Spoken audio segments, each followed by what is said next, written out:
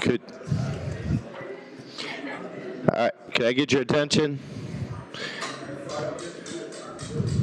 Hello? Could I get your attention?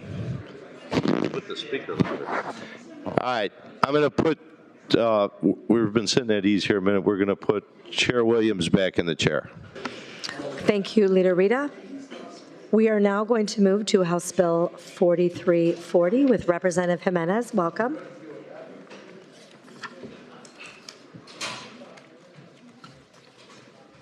And I understand you have an amendment you'd like to adopt.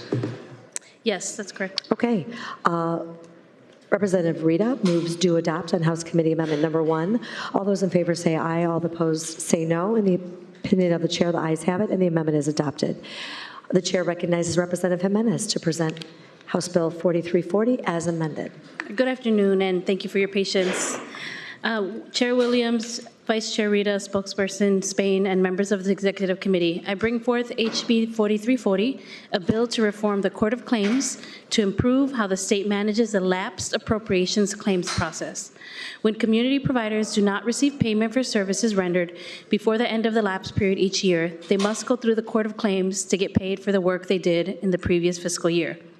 This process often lacks transparency, generates additional uncompensated expenses for providers, and presents cash flow challenges that affect how an organization meets its mission. Sometimes providers wait years to be paid for the work that they have done. The reforms proposed in this legislation aim to increase transparency and accountability and speed up the process so that community providers are not left bankrolling the state.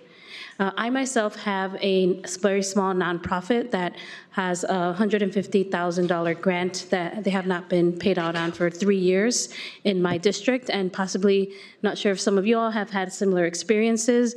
And so when the Illinois Collaboration of Youth and the Health and Human Services Coalition, supported by Illinois Partners for Human Services and chaired by Forefront, brought this bill to me, I was very excited about the prospect of streamlining a process for many of our smaller nonprofits that do not have the funds available to easily go through this process and to understand what the process is like. So today we have additional testimony, if the chair would allow, and folks here to answer questions. Thank you so much, and I will note that we do have one proponent listed, Supported Housing Providers Association of Illinois, and I'm not sure if that's you, but please introduce yourself and go ahead and testify. Thank you, Chair, and I might need to update my witness lists with some schedule changes, so I will do okay. so. It was the last. No worries. Thank you. Yeah, I'm Holly Ambule. I'm from Forefront and have partnered closely with ICOI and Illinois Partners for Human Service on this bill, and our friend representing ICOI just walked in. So I'd be happy to answer any questions, but I'll defer to Allison if she wants to take the lead on explaining anything in the amendment. Or do you want me to do that? I'm happy to. Okay. She's running over from another committee. So this bill is intended to address what we understand are the majority of the claims that are managed or administered by the Court of Claims, which are related to relatively small amounts of money that are owed to a vendor because the state didn't pay the claim before the end of the lapse period at the end of the fiscal year. So that's the bulk of what the court does, and it affects broadly the nonprofit sector. So this bill is intended to streamline the Court of Claims process for those small claims resulting from lapsed appropriations.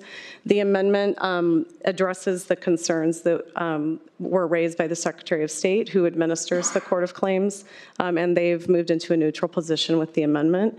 You don't have that amendment yet. The amendment that is the agreed amendment is awaiting final draft from LRB right now. So we'll hold the bill on second and come back to bring you that amendment. And that's your plan, Representative? Okay. Ms. Richard, would you like to add anything? Feel free. Hi, Chairwoman. Thank you so much. I think, well, first for the record, Allison Anderson Richard here representing Illinois Collaboration on Youth.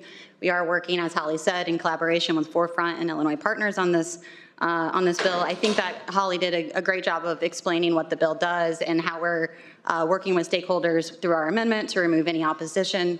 So I won't restate anything, but I'm happy to answer any questions. Thank you. Do members have any questions for the witnesses or sponsor?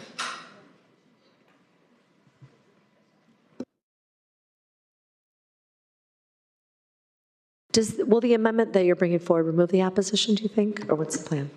Yes, in our conversations with both the SOS, the Attorney General's, the Comptroller's Office, as well as GOMBI, we took their considerations and worked through the language with them to ensure that it removes their concerns. So all of the folks that we've worked with will be neutral once that amendment is adopted. Okay, anything else? Okay, there being no further debate, Leader Hernandez moves that House Bill 4340 do pass as amended. Is there leave? With leave being granted, we have 12 votes in favor, 0 opposed, and 0 voting present. And House Bill 4340 as amended is declared passed and will be favorably reported to the House floor. Thank you.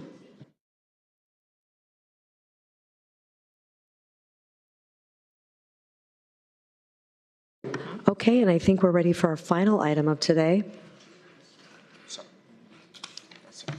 Representative Morris to present House Bill 4340. 4743, I apologize.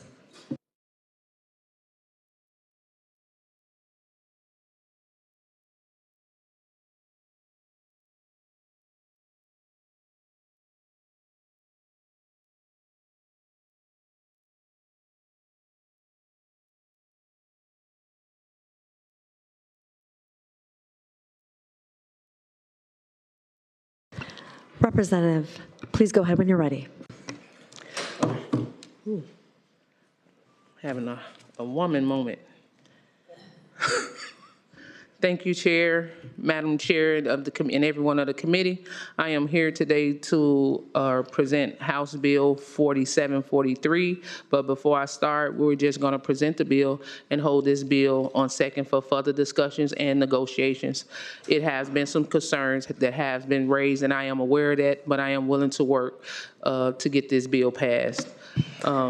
House Bill 4743 established a framework for transportation network drivers to organize. Leader, can I interrupt you for one moment? Are we adopting an amendment today?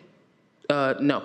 Okay, so just as is. I'm gonna hold on second. Great, And I'll thank be you. back with the amendment and everything. Super, thanks. HB 4743 established a framework for transportation network drivers to organize and engage in collective bargaining.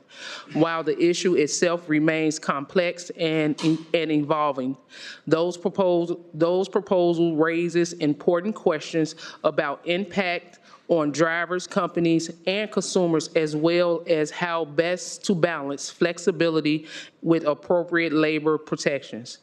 At this stage, additional stakeholders' engagement and careful review are warranted to fully understand the long-term implications of this approach. For those reasons, I am voting present, and I am committed to holding the bill on second reading to allow to continue discussions and refinement. And I have some witnesses next to me that would like to testify. Everyone have 3 minutes. Okay, thank you. Come back anytime. Before you go to your witnesses, I will note that we have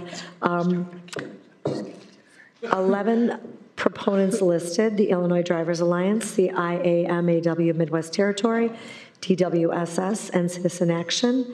As opponents, I have listed AFSCME Council 31. Is that right? Illinois Yes. Department of Labor, and Local 150 Operating Engineers, and no position on the merits. I have Illinois Labor Relations Board. So the witness can go ahead. Please identify yourselves for the record. Thank you.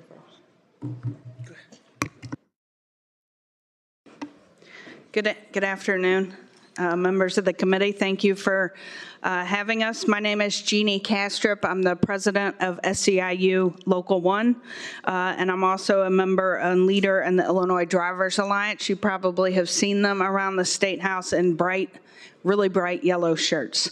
I will keep it very brief for time's sake, because I know you held the committee for us.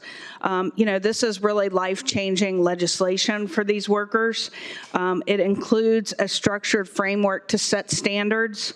It sets a standard for the entire industry. It creates a framework for workers to be able to join the union. It also gives drivers the power to select who that union is, and the process also leads to a real contract with timelines and deadlines so that the workers aren't left in limbo. We are actively working with the stakeholders, some of you whom you listed in opposition, to resolve outstanding issues. We feel very confident. You know, this is a big bill. It's a historic bill. It would represent, it would reflect and help 100,000 drivers across our state and every corner of the state. We feel very confident that we can resolve the outstanding issues and move this legislation forward this session. We appreciate the concerns and the confidence that folks have bought to try to find resolution and make the bill and legislation the best it can be. So we appreciate that you moving it forward and holding it for us on second reading to keep the process moving. Thank you. Thank you, Ms. Kastrup. Go ahead. Hello, my name is Ronnie Gonzalez. I am from the IAM Union, and I also serve on the leadership team for Illinois Drivers Alliance. Thank you, committee, for hearing us today, and I just want to back up what Representative Morris said, that we are interested in speaking with all of the different stakeholders to make sure that we have an appropriate bill to be heard in the future. This will be meaningful legislation for thousands of workers in our state, and we should get it right the first time. Thank you. Thank you. Can you repeat your name and organization for the record? Ronnie Gonzalez from the IAM Union. Thank you. Hi, Kimberly Stevens from the Illinois Labor Relations Board. I believe that we slipped in no position, and that should be changed to opposed in its current form.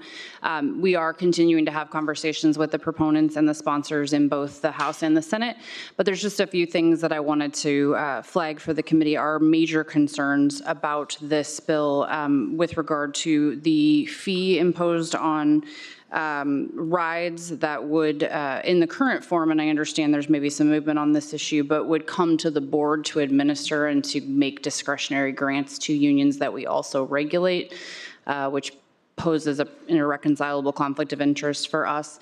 In terms of cost, even if we did not have the fee administration piece, there's still going to be a significant cost to our agency to create potentially a data collection system and analysts for that purpose. And if we're going to limit the impact on the board to functions that the board currently performs, such as investigations and hearings, our additional needs would be much more limited. So that and the time it would take to stand this up. Our agency is 15 employees at the current time. We're hiring 3, so we'll be a mighty 18. But it's a huge lift for a very small agency, and so I just want to make sure in the discussions about the bill that I'm protecting our agency's ability to carry it out, whatever is assigned to us in the end, and to make sure that the funding is there for that purpose. So I appreciate your time and happy to answer questions. Thank you. Do members have questions for sponsor or witnesses? Leader Spain. Thank you, Madam Chair. I won't spend too much time on questions now, as I know there's still ongoing work on this. But just Representative Morris, first question for you as a sponsor. Does this legislation have any impact on things that are rideshare adjacent? I think of like Uber Eats, for example, DoorDash, those type of things. No. No, so just only on, explicitly on ride sharing itself. Yes, correct? only on ride share. And I just want to be clear, they are not joining a traditional union. They will still be contractor workers, because a traditional union, you get to organize them in break rooms. There's no break rooms here, so they'll still have their independent contract. We just want to make sure that they have fair wages and a voice. So it's just strictly for Uber drivers. Thank you. And then perhaps this is one of the things that we're trying to get further clarity on, but can you or any of the witnesses set the stage for us on how the determination of bargaining unit representation would work? Mm-hmm. You want to answer that? How in the weeds would you like to get, Representative? Not too far. So basically what it sets forth, I mean, the important number to, since this is the gig economy and a non-traditional workforce, we know that 86% of the rides are actually done by 20% of the workers. So that gives you a window into how many of these drivers are doing this intermittently and not full-time. So our thresholds are that if we get support from 10% of those drivers at the median, and the median we're determining as active drivers who would be eligible to sign cards. And then once that threshold is met, then we would have to get 30% of the drivers to sign authorization cards. And then beyond that, the bargaining would happen with the entire industry and the representative organization once it's certified. And then all of the drivers would be able to vote on the proposed or the tentative agreement or contract. Okay, and just to go back, and I think the important point you made is that 80% of all the rides in Illinois are performed by 20% of the total Drivers. about 100,000 drivers that we have in the state, correct? Yeah. Okay, and so in the formation and selection of a bargaining unit, there is emphasis made on those drivers who are basically full-time here. So the way that they determine what is deemed as an active driver of who is eligible to sign cards to say they want to be represented by the organization is after the legislation is enacted, the board at this point, which I know we are negotiating, a list of drivers who've completed 5 or more rides in the previous 6 months. So that's not very many rides. That would be then determining what the median is among that pool of workers. And those would then be eligible to make up the 10% and the 30% number, if that makes sense. It does for now. Thank you. Thank you. Thanks for explaining that. Just one final question to clarify for you, Representative Morris. All of us, all week long, and all of our various committees have heard various versions of holding it on second, and what does that mean? So you will hold this bill on second. We have not adopted the committee amendment that is here before us today, but whether it's the adoption of that amendment or some additional negotiated amendment, you plan on being back to committee with this topic for further discussion. Yes, I plan on coming back with the exact clean amendment with everybody at neutral about this bill so we can talk about it. Okay. That is my commitment. Thank 3 you. weeks from now, the last week in April, I'll be back. I'm gonna have everything for you, okay? All right, we'll be ready for you. Thank you. Thank you, Leader. Any further questions for the witnesses or sponsor? Okay, seeing no one else that is seeking recognition, Representative Ma moves that House Bill 4743 do pass. Is there leave? Okay, partisan leave having been granted, there are 8 votes in favor, 4 votes opposed, and 0 voting present. House Bill 4340, House Bill 4743 is declared passed and will be favorably reported to the House floor. Thank you all, and seeing no further business before the Executive Committee, we will stand in recess until the call of the chair. Thank you. Thank you very much. Thank you.